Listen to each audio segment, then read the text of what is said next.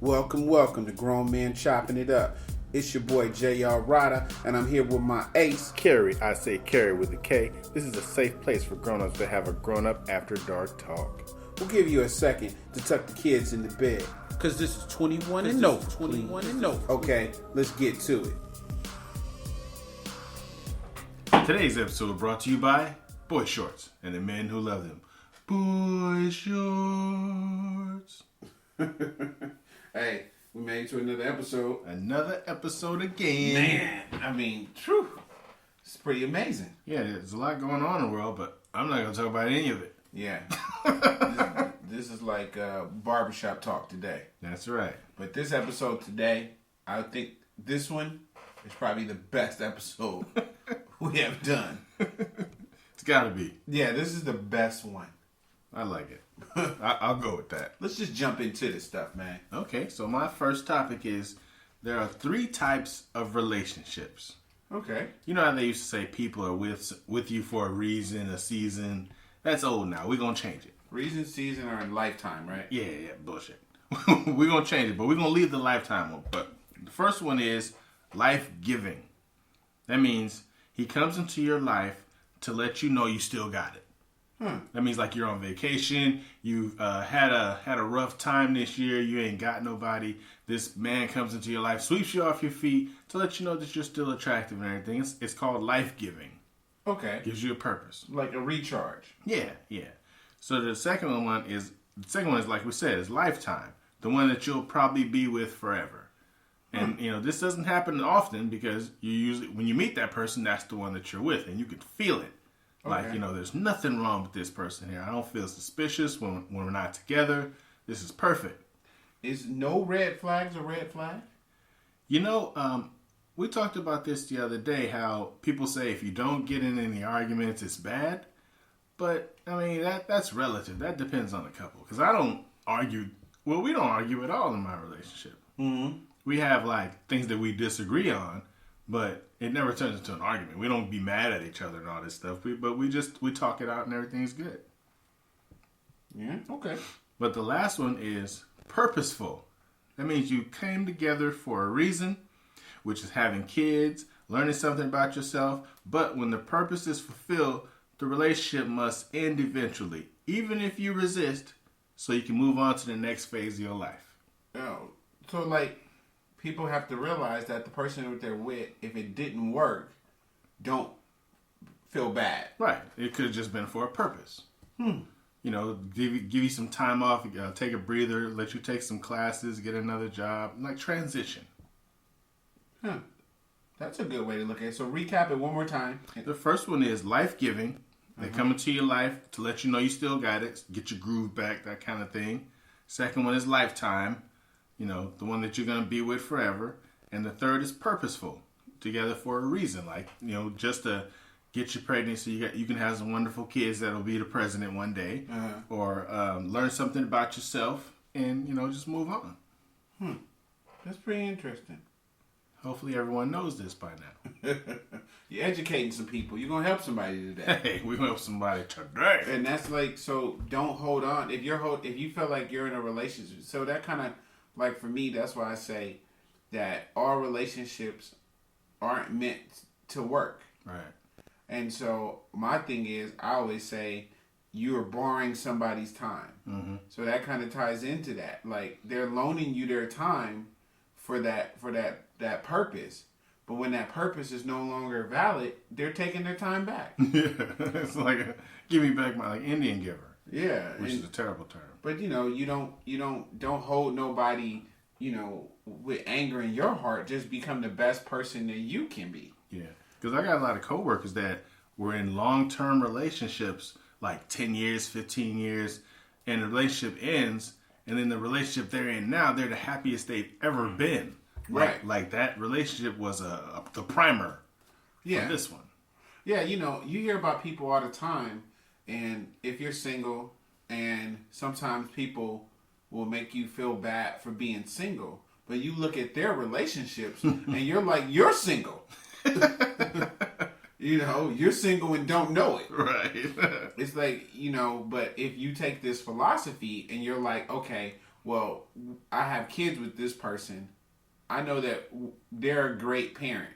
Mm-hmm. They're not a great, boyfriend or girlfriend or husband or wife, but they're a great parent, and that's why I'm with them. Right. So that maybe they're not great for me, but that this is not for me. Right. It's for these kids. So you can be each other's purpose. Yeah, and that's kind of a unique kind of way to look at it. Look at dating. If you looked at all dating for what is the purpose of this date, and then you put that in categories. So when people meet each other and it's just physical attraction, well, you know that's going to fade.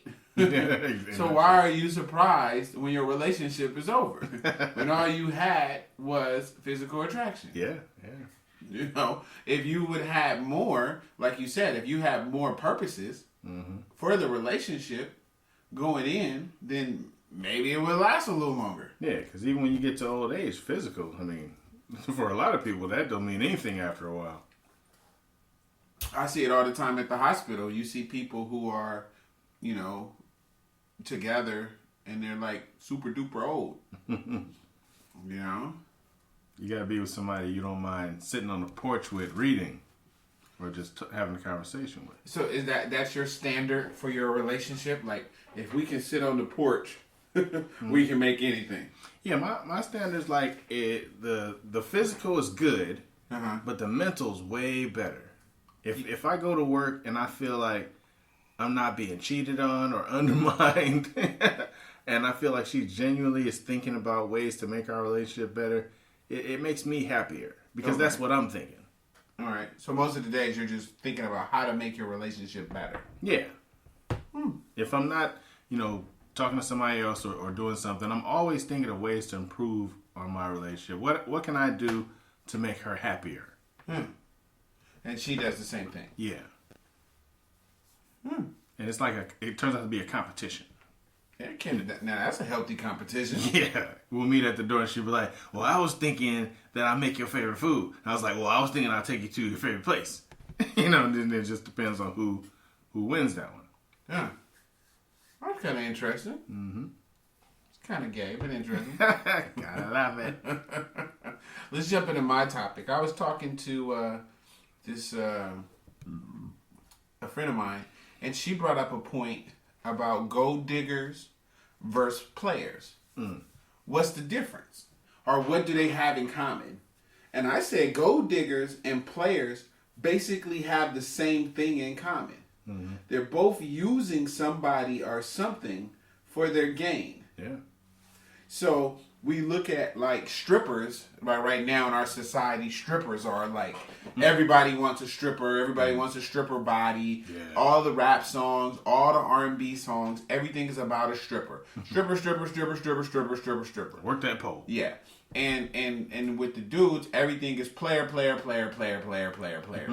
So our society's in love with these two images. And so people are trying to form relationships with this kind of imagery in their head. Yeah. So if all the girls are going to get, booties injected, because I remember being young and I had this magazine. I don't know what it was. It was one of those King magazines or something. Or Black Tails. They were Black Tails or something. And it said it was 40-40. So basically it was 40 women who had 40-inch booties. Yeah. Right? And I remember the episode, the magazine, I had to go find it. I didn't, it was like this great hunt that I went on to get this magazine.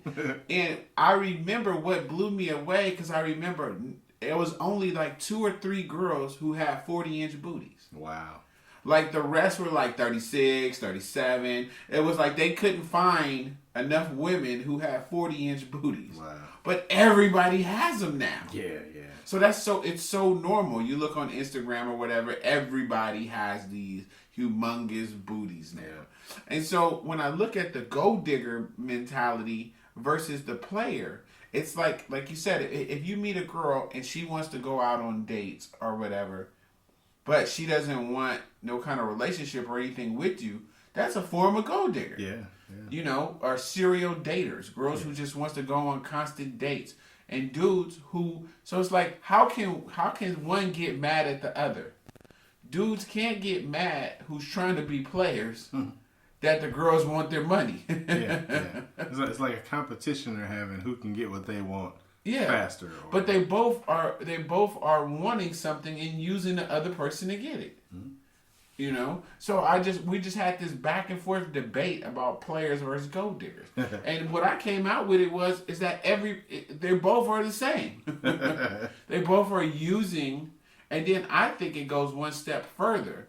Like you said, for a reason. There's women, I remember telling my son that these girls will see you trying to do something productive and get pregnant. Yeah. You know, just because maybe they kind of realized they didn't like school. They kind of realized they weren't going to go far, but they see you going far. Yeah. And they'll jump on that.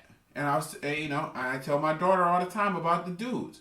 You got to watch these little dudes. They'll see you working jobs. They'll see you handling business. They'll see you driving a car. And they'll try to get you pregnant. Yeah. You know, that's a form of being a gold digger. It's a way in. Yeah. You know, so however you present yourself, you know, when you look down on other people, you really look down on yourself. Yeah.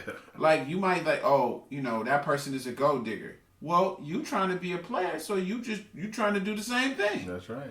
You know? You can't be mad at it. You can't get mad. Like, don't get mad at the game. Like, whatever pawn you play, and I always tell people this, I said this to somebody the other day. I said, whatever position you play in relationships, you're still playing a position. They're like, well, I'm not a player. I said, well, that's a position to play. It's not a smart position to play. But then I said, I'm going to prove you wrong. And she said, I don't play no games. I'm straight up. I said, okay. I said, so when the dude came over your house, what did you do? She was like, oh, well, I cooked dinner. I said, okay. What did you cook? She was like, well, she made steak, and she made vegetables, and she made this, and she made some kind of little sangria drink. I said, that's game. Because there's some young girls who don't know that. Yeah. I said, why'd you do that? She was like, well, I just thought that he would like that. Why'd you think that? Oh, well, I don't know. That's game. That's the game you got. People always associate game with bad. Yeah. Game is good. Yeah. Because if she knows what she impressed the dude, they dating now. Yeah. But if you would have gave him some hot dogs with some macaroni, like this one dude on on Facebook, you might have seen the post. He said he went over a girl's house the first date, and she served him food on a paper plate. Wow. And because she served him food on a paper plate, he not messing with her no more. Oh, that's whack. But his point was, she's trying to impress me, showing me that she's that type of woman. But she served the food on a paper plate. Now, I'm a real nigga. You can serve me some food on a paper plate. I'm perfectly okay with that. You put the food in your hand. Right. I can eat it out the pot while it's on the stove. You know, well, however you want to do it. Right. But, you know, her game, what she thought was, her game was, I'm going to cook this food for this dude. And I'm going to show him what level I'm on. Well, his game was, wait a minute, she's not on my level. So her game is not effective towards me. Her game's been rejected. Right. She could have been saving dishes or something. That's what I thought. Which is what we do. I thought the same thing. Yeah. But for this dude, her top game was not top game. Right. So I was just like, that's kind of interesting. So I don't know. That's just what I want to share with the whole difference between players. Are players versus gold diggers or gold diggers versus players? I think part of it is our society. We have a society that's, you know, has these fantasy people that they make up, the Nicki Minaj's and all these other, you know, big booty women. And, you know, I seen a post that had Jay-Z when he was young, looking crazy. Right. And it was like, he dating Beyonce. And the other one was Meek Mills with the nappy braids. You know what I'm saying? Yeah. So it's like the whole thing with the way dating is nowadays is that women have to have damn near close to perfect bodies, and men got to have money. Yeah, because money is the man's hot chick. Right. You know, you're like the equivalent of a hot chick if you got some money. Right. And once they learn to once they let us learn that is where they messed up at. Mm-hmm. Because you used to have to be a handsome dude. Right. Now you ain't got to be a handsome dude. No, because your money will make you handsome. That's right. Or you're a nice car, or representatives. Right. Because I could be an ugly dude with a house and a car, and I'm a hot dude. Yeah. Or it's just like you said, or how you present yourself. Mm-hmm. You present yourself well. I mean, I heard somebody say Jay-Z was handsome. I'm not saying that he's not handsome, but like, I don't think he is. That's like when they saying Biggie was handsome. Right. But money make you handsome. Money makes you handsome. Yeah. But then, like once you're dealing with somebody, those things that maybe the average person don't think is handsome or don't think attractive kind of start to be attractive to you. Yeah. Like you get conditioned to like it. Right. It's like people start looking like their dogs. And they do. So, I don't know. So that was it. It was the players versus gold diggers.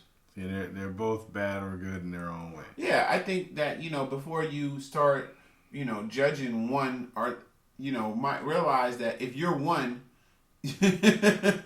might be a reason why you keep meeting the other. Right. Change the way you think, your outlook. Yeah. Okay. Well, that was good. So my second topic is the messenger is just as important as the message. True. And I say that like the analogy is, why are all drug counselors former drug addicts? They, for some reason, they think that, a former drug addict could be better for a drug counselor. But in my mind, I'm thinking, why? He gave in to the drugs too. Why wouldn't I have somebody that haven't tried drugs? Well, because if they never tried it, then how are they gonna, relate? You don't need them to relate. You need them to keep you off the drugs. Like somebody giving relationship advice. You got all kind of people, including us, but we do it because we know what we're talking about. We're experts. But people like Dr. Phil is in a very successful relationship. And so people go to him for relationship advice. Now, we don't know what kind of relationships he had before his wife. Okay. Or their inner workings of their relationship. Okay. So when we take advice from people, I'd rather take advice from, in that aspect, somebody that shares my walk or my station in life. Now, I can't listen to Dr. Phil because I'm not in that profession. I'm not a professional person. I'm not a 60-year-old white guy. His thoughts on what a good relationship may be is not the same as what mine is. Right. I listen to a young, black dude that's, a white collar worker. Okay. He's a regular working guy. Okay. Because we're after the same stuff. We're trying to get to the point where we're professional and above a lot of stuff. So I look at the messenger, Steve Harvey. He's giving relationship advice. Think like a man and dress like a woman. Whatever it is, to me that's almost like he's what my daughter calls wet snitching.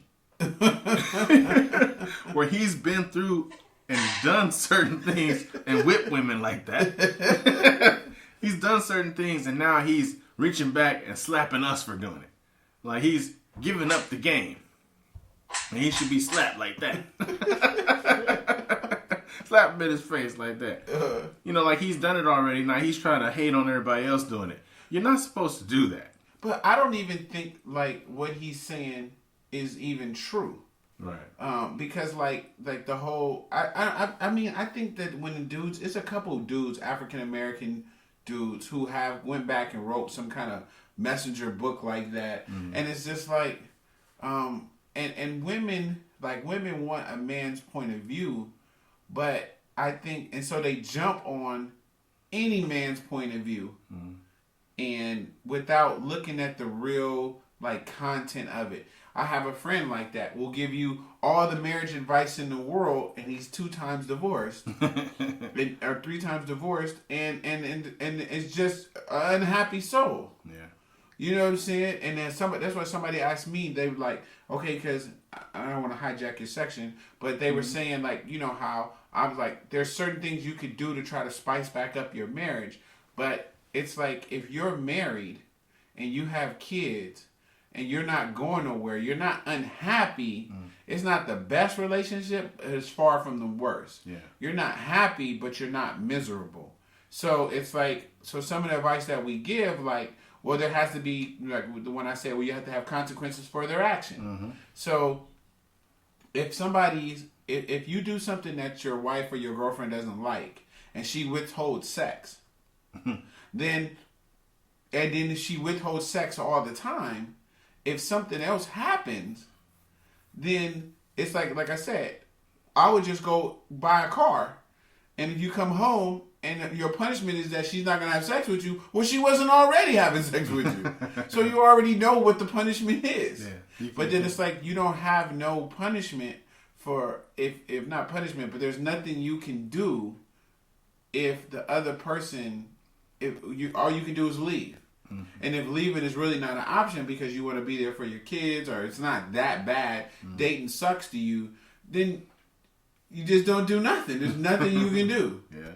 So like when guys like Steve Harvey, like you said, the messenger, yeah, you're right. Like this, but I think that from anything like that, you can take a piece of it that you can use. Yeah. Like from the Think Like a Man book, and they were like, it's 3 kind of mans. It was like the mama's boy, the this, and if a real man does this. And that's what's so, because when you say statements like what a real man does and this and that, and I'm a real man because I do this and that, when you do something else, does that make you not a real man anymore? Yeah, all of a sudden you're not a real man. Right. I think it's stupid for people to even use the term a real man, because in the eyes of the penal system, a man is somebody over 18. You're real because you're born with man parts. That's right. Cheer that. You're a man because you were born as a male and you're over the age of consent, or 18 or whatever. Right. So if the penal system knows what a man is, right, we have to. Right. You're a man and you're real because you were born as a male. Come on. There shouldn't be like, you're not a man because of your actions. Oh. If I go outside and kick a rabbit, you know what I'm saying? Slap a little kid in the face and then fuck a horse, I'm still a man. I'm still a man when I finish fucking a horse. It doesn't make me not a real man. It means I'm a real man horse fucker. So you don't get the man card for treating women right, although you should. You should treat women right. Right. But you don't get a man card for treating women right, carrying groceries, and opening doors. You're still a man. Yeah, I mean, that's the thing, though. But see, I think, like we always talk about, I think people have it all twisted when they say, like, you hear women say, well, I want to be dated, I want to be courted like the old days. I think women who say stuff like that is setting themselves up for trouble, because if you make it so a dude is chasing you, that's why there's so many single women right now. You keep setting up this dude to chase you. He chases you. Once he catches you, you're no longer a prize to be got. He's gotten you. Yeah. He moves on to the next one. Yeah. That's why if you make genuine friendships where you really get to know the person and be such a great person that this person wants to be with you because you're great. Yeah. Not because they felt like they had to capture you and you want them to keep going on these dates and paying all this money. That's tricking. Yeah. And they have to look at the rules of the old courtship. Okay. Once you became this man's woman, you were his. Preach, my brother. You know what I'm saying? You belong. You're actually a piece of property. Preach, my brother. You know, for him to do whatever he wants to. If he wants to finish eating the food that you cook for him and wipe his dick on your shoulder, then that's what he can do. You can't complain. That's courted. That's how things were happening back then. You want to take us back there? That's what you need to do.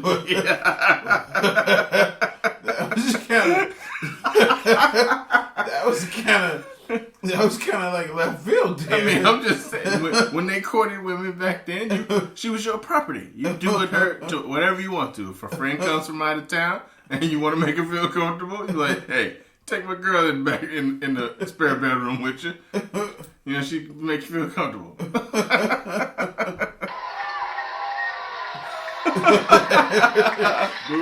The crowd didn't like that. Yeah, like you said, there was rules to dating and courting. I mean, I tell people there's a system set in place that all that you guys want comes from. And the system kind of went like this. You dated in the beginning. And dated had nothing to do with sex. It didn't have to do with making out. It didn't have to do with any of that. All you did was date. You went out. Sometimes you had to have a chaperone with you. Yeah. And you go out. You get to know. You write letters. You write poems. You do all that kind of stuff. Then after you go through the dating period, you go through, that's like the courting period. Then you go through the dating period. You're still not having sex. Right. But you're more of a committed relationship. You're doing more intimate conversations. You're doing more intimate field trips with or without chaperone. Yeah. Then you got married. After marriage is when sex started. That's right. So if you women want a man to treat you like the old days, follow that pattern. Men, if you want a wife and you want somebody that you can be with forever, follow that pattern. Yeah. But let me tell you what's so funny. If you go and tell somebody, hey, you can't have sex with somebody you're going to date for a year, they will think you're crazy. Yeah. And do a poll. Ask women, say, hey, if you just met a guy, and do you think that he would date you for a year without having sex? And it's sad for guys like us who have daughters. Yeah. So that means that most women will not make a guy wait a year to have sex. Right, of course not. But you don't know nothing about a person in a year. No. You don't know, you know very little. And people who debate this with me, how many relationships have you been in? Yeah. Where are the people that you had sex with less than a year? Yeah. They fucking somebody else right now. They're no longer with you. And my point is, you don't even know nobody in a year. Yeah. And that's the thing. We have daughters. That's so freaking sad that our daughters will feel, well, hopefully not, because we talk the shit to them and we tell them the real, that these boys only want the goodies. Right. And the thing is that the boys, we're all filled with hormones until we damn near get 50. Yeah. And it don't stop flowing. Right. We don't know what we're doing. We're just woman. Woman dick's hard. Yeah. Put it in something. Something. And that's the thing, though, is that if you tell somebody in modern day society, you say that, hey, you can have this person, but you got to wait a year to have sex with them, it's not going to happen. Yeah. It sounds ridiculous. Yeah. They think you crazy. Take a poll. If you guys don't believe me, take a poll. Send it to grownmanchoppingitup@gmail.com, and I will prove my point. Yeah. But if you make somebody wait a year, most girls will tell you straight up, because I did it before. Most girls will be like, oh, he not going to wait. So that means that he wouldn't even value you enough a wait. Yeah. And you don't even value it enough to wait either. Yeah. And if we're going to take it back that far to the dating and courting, how about your father giving me 3 horses, 2 pigs, and some cows? You know what I'm saying? How about if we go back even farther, women used to have a dowry to give the man when they got married. Like all your money and possessions and stuff. We need to get that back popping. You know what I'm saying? Let's get some real shit going. Yeah. And the crowd say amen. The people were excited about that. That's right. Give me a dowry. Yeah. So, hey. Okay. Now we about to take this part to some after dark stuff. Uh-oh. It's after dark. I'm feeling like I need to help out some people. Because women, I've been hearing that, your bedroom game is lacking a little bit. So, I'm going to go out on a limb and hook a couple people up. Help you out. So, women with oral sex. Men, we like oral sex, right? We love it. We love oral sex. One of the new things that I've been, hearing people talk about is oral sex. He said it's new. Sorry. Deep throat. Oh, yeah.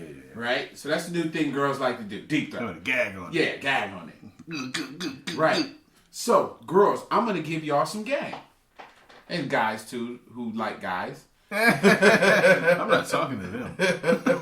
Everybody needs this game I'm about to give you. So we've all had a sore throat before. Remember Chloraseptic? That's right. It numbs your back of your throat. That's right. So now the girls who can't deep throat, couple squeezes to the back of your throat, Wow. It's numb. Now you can deep throat for days. Wow, Chloraseptic owe us some money. I think we found our sponsor. Now you think about it, right? Gagging, all that's the number one problem. Yeah. Women, you no longer have to gag. See. Now you guys can thank me. All the fellas, you know what I'm saying? I've just hooked you guys up. See. Chloraseptic numbs the back of the throat. She can go all day. And if you want to get technical, have her spray some on her lips. Now she never get tired of giving you head. She won't even be able to fill her lips. All she has to do is just go back and forth. See, what are you going to give her for her neck? Plus some Chloraseptic on neck too.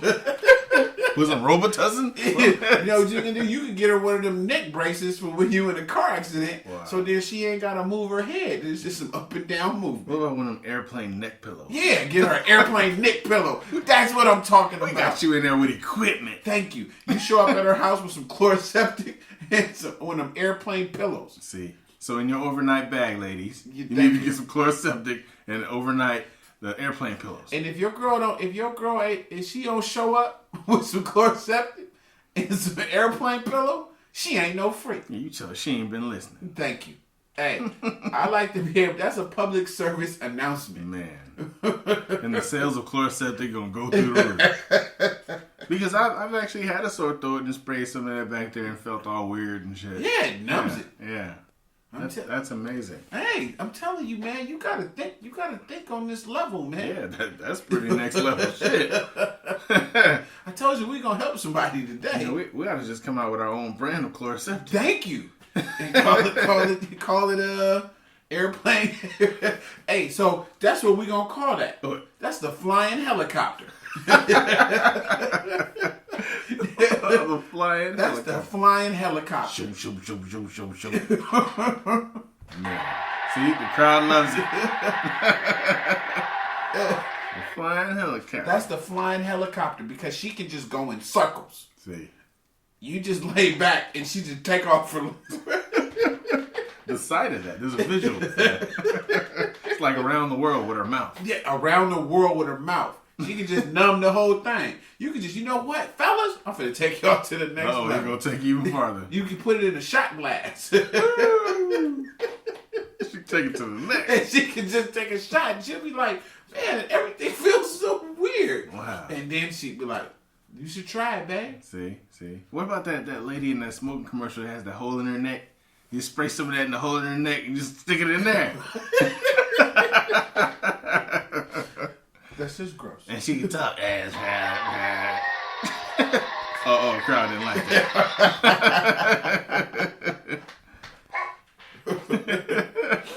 Hey, so we finna get into the question. Good question. Calls for the question.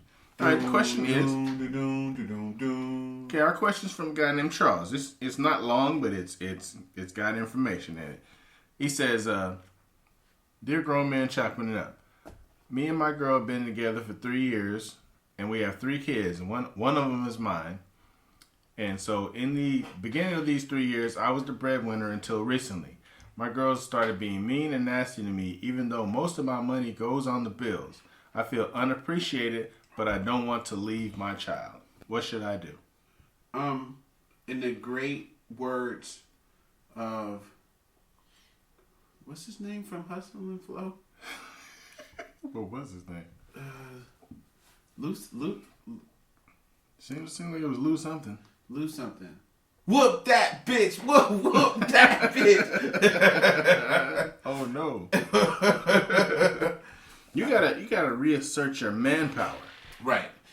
Your manhood should never change. Nope. Your position as a man should never waver. Nope. Money has nothing to do with your manhood. We talked about that earlier. You're a man because it's your God-given right. That's right. We're blessed with the ability to think more than women. We're stronger. We're blessed with the ability to write in and complain about this guy here. We're faster. We're stronger. We have more brain power. And we don't need Chloraseptic. Yeah. But yeah, your manhood should never be under attack. So you have to be secure with you being a man at all times. Money doesn't change that. No. And it's either respect you or not. And if she chooses not to respect you, then that's when you have to make some serious decisions. Yeah. Is it better for your kid to grow up and see you disrespected and unhappy, or is it better for your kid to see daddy happy? Right. Don't be in there getting emasculated and having her talking crazy to you in front of the kids and stuff. That's unacceptable. Yeah, you do have to stand up for yourself. And then, the whole agree to disagree. And find a way to coexist in a way that is better. And then, you know what? Get another job. Yeah. Work 2 jobs. Yeah. Then you don't even got to be there. Yeah, because unemployment's like, what, $400 a week, something like that? Depending on where he lives, he says his money's going on the bills. Yeah, and so, that's what somebody talked about. Somebody talked about that today, too, is that if... I was listening to that podcast you told me to listen to that I hate. That if the woman made more money than the man, and then they were talking about resentment and stuff. And I listened to that one. And I'm like, man, if somebody resented me on some money shit, like I didn't have money and I didn't lost money. Yeah. I didn't have big sums of money and I didn't lost big sums of money. Mm-hmm. So for you to make me try to feel some type of ways on money, something that can be easily getting and lost. Yeah. Like... It's like I tell Steph now. It's like, she better get it in now because I only got 20 more years to work. And after that, I'm going to be no good for nothing.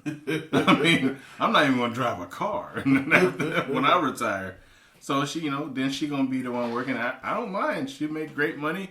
I'm going to be living it up too. I'm going to be right next to her. Hey, babe, what we buying this week? You know what I'm saying? I'm not going to hate at all.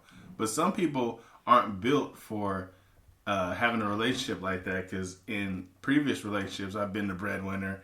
And if, like they say, an idle mind is the devil's playground. It matters what you do with it. Uh-huh. If you take that time to better yourself, go to school, learn a trade, practice being a good person, or making the person that is the breadwinner of the house, making them more comfortable, then it could be beneficial. But if you're just not working, playing PlayStation all day, or as far as a woman goes, you're just hanging out with your friends and not really trying to help the situation, then you're not built for it. You need to get your ass back to work.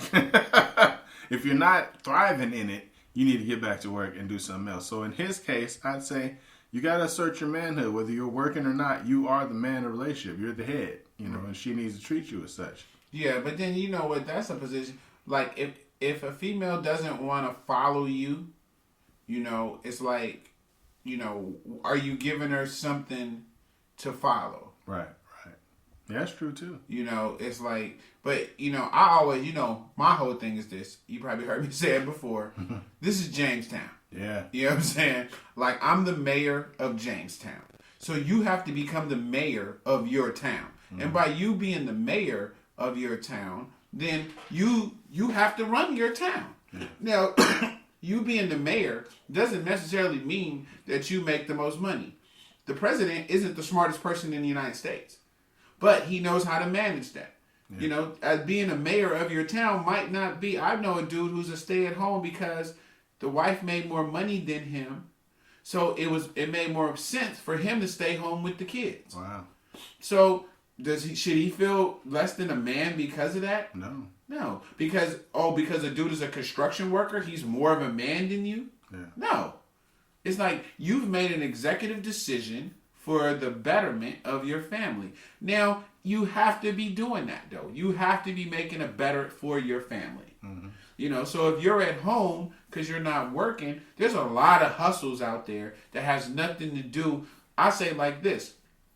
If I didn't have my job and I wasn't making good money, I know what I would do because I've done it before. I've had 2 bad jobs. Yeah. So maybe if I don't make $30 an hour, I had 2 jobs where I made $15 an hour. Right. I didn't sleep a lot, but I did what I had to do to make sure my kids when everybody was taken care of. Yeah. So, but that was my personal. Everybody not built like that. That's right. So that's what I'm saying. You got to know in Jamestown, Jamestown needs money to finance Jamestown.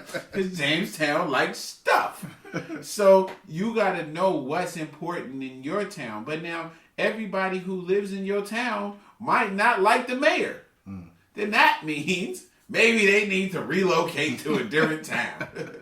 Or maybe you need to find some people who want to be. But like I said, you have to know exactly. So what my advice to you would be to sit down with a pen and a paper and say, who am I? Write out who you are, what you like. Right. What I do is I make a chart, right? And I put different things and I rank it 1 through 5. So I'll put one thing will be religion. Where am I at with my religion? 1 through 5. Number 2 would be, where am I at on my hobbies that I like to do? 1 through 5. Then it'd be like, how am I in my career? 1 through 5. And then I'll be like, how am I with, we'll do that on the next podcast. I'll go into all my things. But basically I rank myself.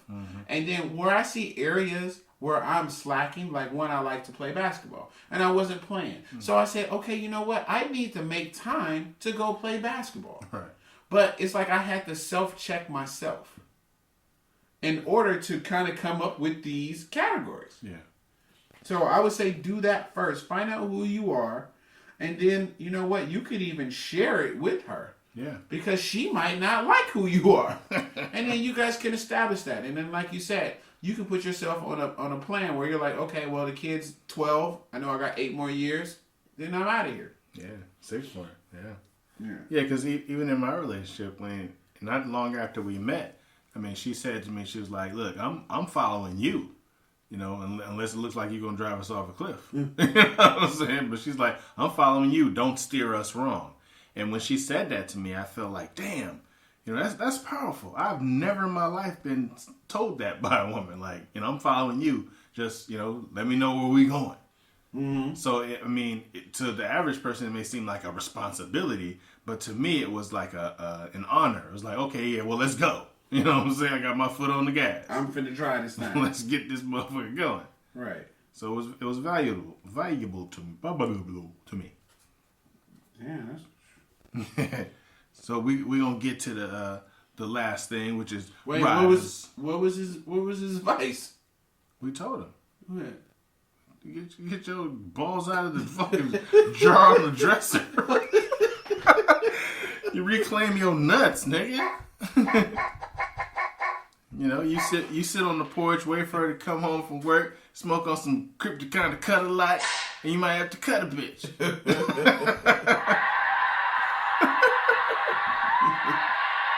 You told him. You said reassert yourself, figure out your goals, and see if she shares some of your goals, wishes, and if she still even likes the person that you are. Mm-hmm. But you have to address the issue head on, especially if she's being mean to you.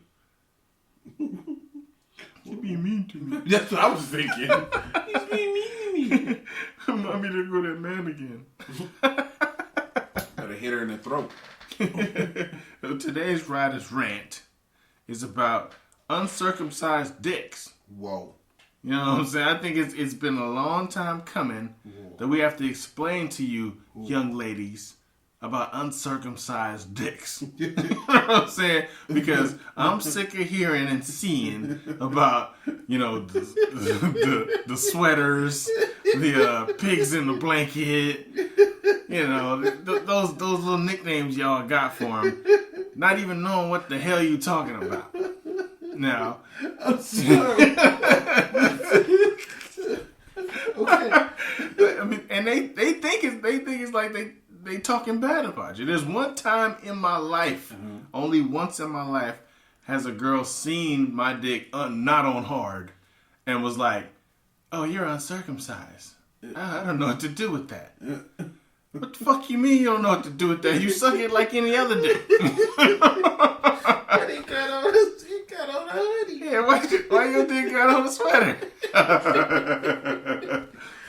So I'm gonna tell you, ladies, what the real is with uncircumcised dicks. Now, science will tell you. Science will tell you that a dirty dick is a dirty dick, whether it's circumcised or not. Mm-hmm. Having foreskin doesn't mean it's dirtier than a regular dick. If you know how to clean yourself, you clean anyway. And in fact, having foreskin actually protects you from more bacteria than it does not having foreskin because it's protected. It's like having a sweater. It's like having a skin sweater on. and for the sake of argument too, uncircumcised dicks are more sensitive because it's wearing a hoodie. Because it has on the sweater in the summer. It's sensitive. It's got a sweater in the summer. You know what I'm saying? It's still sensitive because it is not getting banged around in our underwear all day. You know, just swinging around hitting stuff all day. Oh my God. Oh shit, I'm sweating. I do not want to hear about dicks with sweaters. Well, your dick got a blanket on. I wish I would have knew that this was what the topic was. I would have called in sick. All right, finish schooling them. Women should not be afraid of uncircumcised dicks. It's not something to be afraid of. And in fact, when a man is uncircumcised, masturbation feels better than it does because your sweater is going back and forth. It's like pulling a sweater over your head and then pulling it back off over and over again. But anyhow, don't be afraid of uncircumcised dick. When it's hard, you don't even know that it's uncircumcised because the skin is gone. Unless the doctor did a poor job when he was a baby and just like messed it up. If he didn't cut enough skin off, then it looks like, a pig in a blanket. So it sounds like all of these nicknames are true. I'm just saying that it's not true unless something's wrong. Sometimes it'll be wrong for you to actually be turned off by an uncircumcised dick. Now, if you have been with a guy and he stinks, that's just a funky nigga. I mean, the dudes that circumcised can be funky too. Dirty nuts smell like dead body. So that's just the way it happens. I know because I happened to be washing my hands one day while my stepfather was peeing. And I was like, who the hell died in here? So, oh God. So the rant is like, don't be afraid of uncircumcised dicks. They will growl at you. Okay. So that's what we have for today. Yeah, let's just go ahead and wrap this one up. That's another one. Wrap this one up. Amazing. Hey, we're going to hit you guys next week. We got to get out of here. Thank you, everybody, for listening. Hey. So that concludes our show tonight. We know there's a lot of podcasts you could be listening to. And should be listening to. So we thank you for riding with us. I'm J Rydha. And I'm Kerry with a K. Make sure you look us up on Facebook or Instagram or get at us on grownmenchoppingitup@gmail.com. That's spelled out GROWNMENCHOPPINGITUP. And remember, everybody kneeling ain't praying. Peace.